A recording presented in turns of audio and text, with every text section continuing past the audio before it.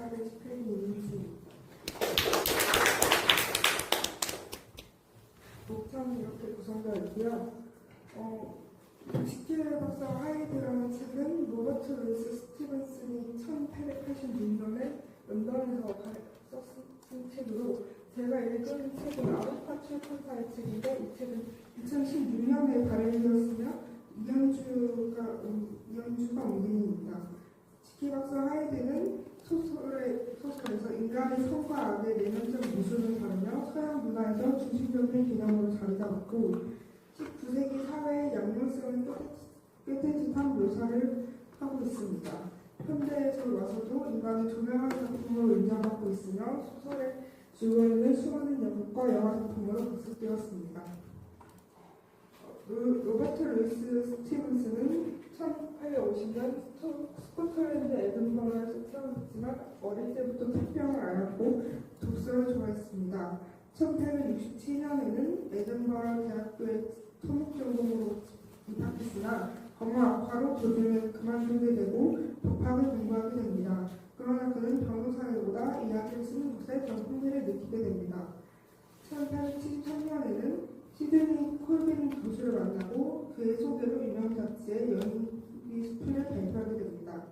1875년에는 변호사 자격 시험을 통과하였지만 변호사의 길을 선택하지 않고 작가의 길을 선택하게 됩니다. 1850년에는 스티븐슨이 친구와 함께 여행을 떠나고 파리에서 혼자 아내가는 페니 올즈본을 만난 후 2년 후 그녀와 함께 첫 번째 작품을 발표합니다. 1867년 여러 작품을 발표하고 1879년에 페니 올즈본과 결혼하였습니다.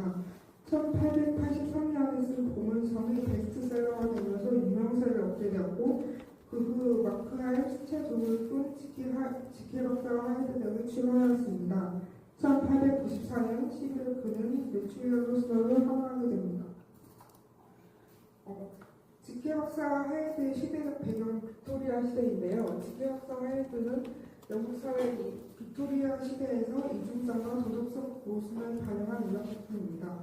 빅토리아 시대는 1837년부터 1901년까지 빅토리아 여왕이 통치한 시기로 영국이 해가 지지 않는 나라로 불릴 정도로 막대한 부를 얻은 때였고, 진리기관 같은 기술적 혁신을 거듭했고, 도시가 급속도로 편창하면서 선거제도 개혁이 일어나고 부르주아 계층이 급격하게 늘어난 시대입니다. 하지만 이러한 중에도 노동자들의 착취와 식민지의 고통이라는 이면이 공존했던 시기였습니다. 그럼에도 영국은 이 사회 경제적 변화가 남긴 그림자를 외면하고 대영제국이라는 이름으로 포장하였습니다.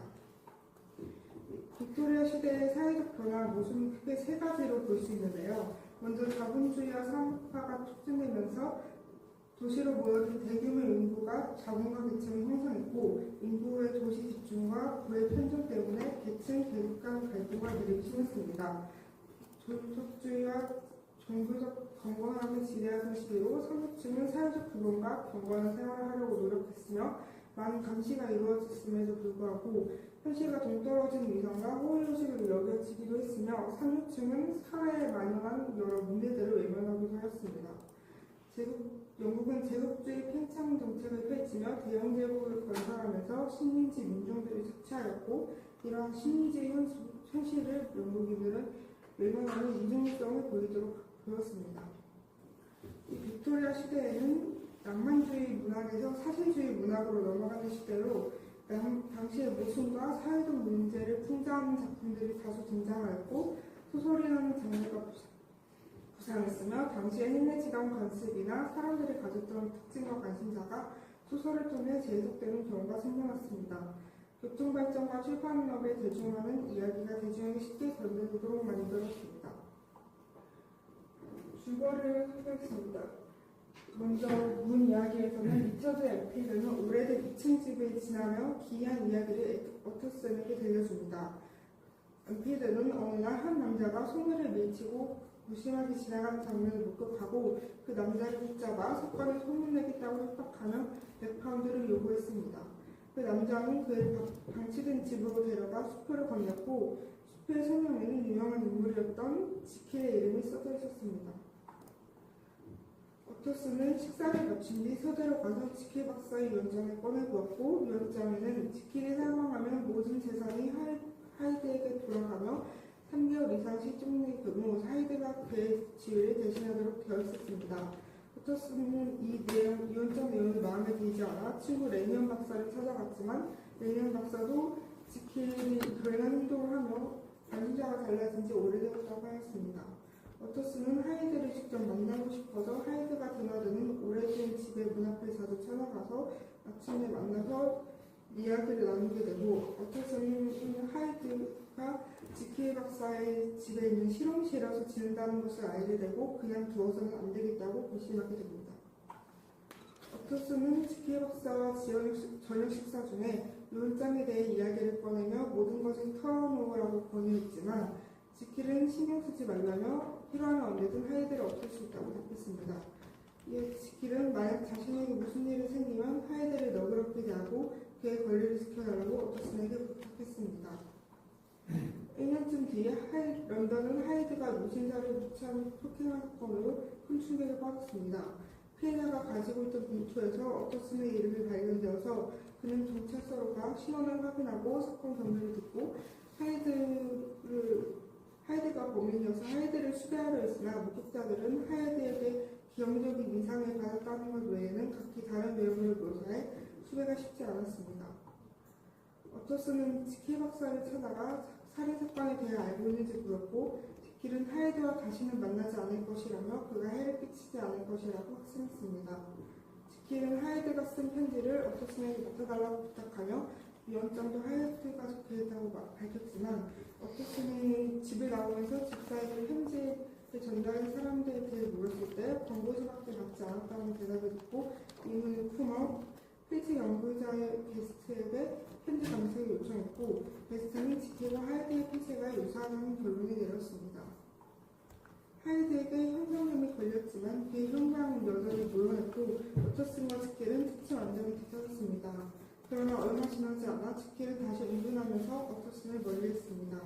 오토슨이 레니언 박사를 찾아갔을 때 레니언은 쇠약해도 공부에 찬 눈빛으로 죽음이 임박했음을 암시했고, 지킬에 대해서 묻자 레니언은 지킬은 나에게 죽은 사람이라 답했습니다. 이후 지킬은 다시 운동을 시작했고, 레니언이 사망 후 오토슨은 그의 편지를 열었으나 지킬의 사망 또는 실종 전까지 본인에 풀지 말라는 내용이 적혀 있었습니다. 오토슨과 에피드는 하이드가 들어갔던 집 뒷문 앞에서 하이드에 대한 이야기를 나누다가 그 문이 지킬의 집과 연결된 사실을 알게 됩니다. 앞마당으로 들어간 두 사람은 소문 너머로 슬프고 우울한 지킬을 보았고, 대화를 시도하려 했으나 지킬의 얼굴에 갑작스러운 공포와 절망의 표정이 떠오르며 지킬은 창문을 닫아버립니다. 그 짧은 순간 지킬의 모습을 본 두 사람은 큰 두려움에 휩싸입니다.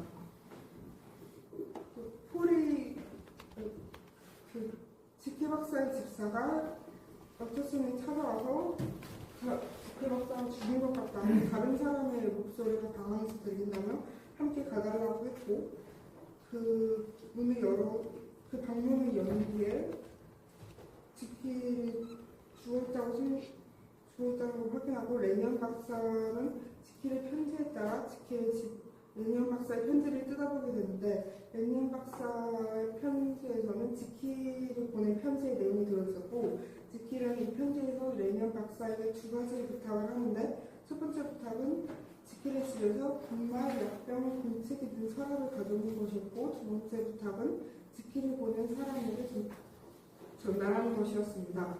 서랍을 가져러 온 사람은 불쾌하고 비정상적인 내용을 가졌으며, 이 재료들로 약을 제대로 마신 뒤 헬리지크로 변신하게 됩니다.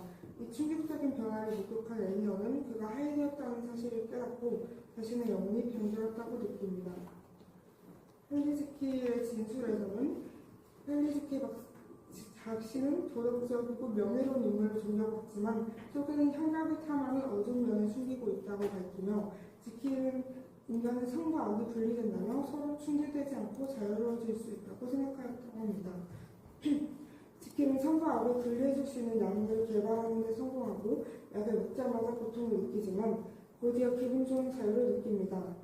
약을 복용한 지킬은 에드워드 하이드라는 사악한 인격으로 변신하며 하이든은 매소하고 빅토리아적 영웅을 지녔었습니다. 지킬은 하이드의 모습으로 살아가며 범죄와 쾌락을 추구하고 지킬은 하이드의 악행이 자신과 무관하다는 생각에 양심의 갇히에서 자유로웠습니다. 하이든은 점차 더욱 잔인하고 가관한 행동을 하게 되며 거리에서 한 아이에게 폭력을 가하는데 지킬은 하이드로 변신하는 횟수가 늘어갈수록 그의 사악한 본성이 점점 더 커진다는 것을 느낍니다. 어느 날 지킬은 헨리 지킬의 모습으로 잠들었는데 하이드로 깨어나면 충격적인 경험을 하게 되며 이후로부터 지킬은 통제할 수 없는 상태로 하이드로 변신하게 됩니다. 그는 다시 변신하는 약의 효과가 없음을 깨닫고 다시 하이드로 변신한 후에는 지킬로 돌아올 수 없을 거라는 생각을 하고 자신의 생을 마감할 결심을 합니다. 발표적 견해입니다. 지킬박사와 하이드는 인간의 이중성을 탐구하며 성과학이 이분법적으로 나뉘지 않는 복잡한 존재임을 드러내는 작품입니다. 지킬과 하이드라는 상반된 인격을 통해 스티븐스는 인간 내면의 어두운 욕망과 억눌린 본성을 보여주며 이는 당시 빅토리아 시대 사회가 요구했던 엄격한 도덕성과 규범으로 인해 욕망들을 억압하였던 모습을 반영하였다고 생각합니다. 빅토리아 시대의 영국은 여러 사회적 모습을 갖고 있었습니다. 당시 중산층과 상류층은 도덕성과 신사다운 품위를 내세웠지만 그 이면에는 사회의 가난하고 범죄, 차별폭력을 외면할 뿐만 아니라 노동자와 식민지 착취를 하고 억압하는 등 부정적인 면모도 있었습니다. 사회적으로 부정된 욕망을 억압되는 환경에서 지킬박사는 하이드로 변하여 억눌린 본성을 해방시키지만 결국 그로 인해 패멸에 이르게 됩니다. 지킬의 내면적 갈등은 당시 영국의 제국주의학을 용어했다고 생각하였는데 제국주의적 가치와 억압적 평등 사이에서 영국인은 표면적으로 도덕성을 유지하려 했지만 실제로는 폭력적이고 억압적인 행동을 서슴지 않았습니다. 이러한 맥락에서 지킬의 내적 갈등과 패멸은 영국인들의 당시 도덕적 딜레마를 반영하고 있습니다. 이 소설이 인간이 누구나 내면에 긍정하고 싶지 않은 부분을 가지고 있으며 이를 인정하고 받아들이는 것이 필요하다는 것이 증가하고 있다고 생각하였습니다. 이 소설에서는 선한 존재와 악한 존재의 대비를 통해 인간의 내면의 갈등을 강조하며 지킬은 자신의 선한 면모를 유지하려 하지만 또 하이드라는 악한 자가 그를 잠식하고 맙니다. 이는 인간이 내면에 숨겨진 어두운 본성을 억제하려고 할수록 그 본성이 더 강하게 표출될 수 있음을 보여준다고 생각하였기 때문에 스스로의 어두운 부분을 인정하고 그에 따른 책임을 다하는 것이 중요하다고 생각하였습니다.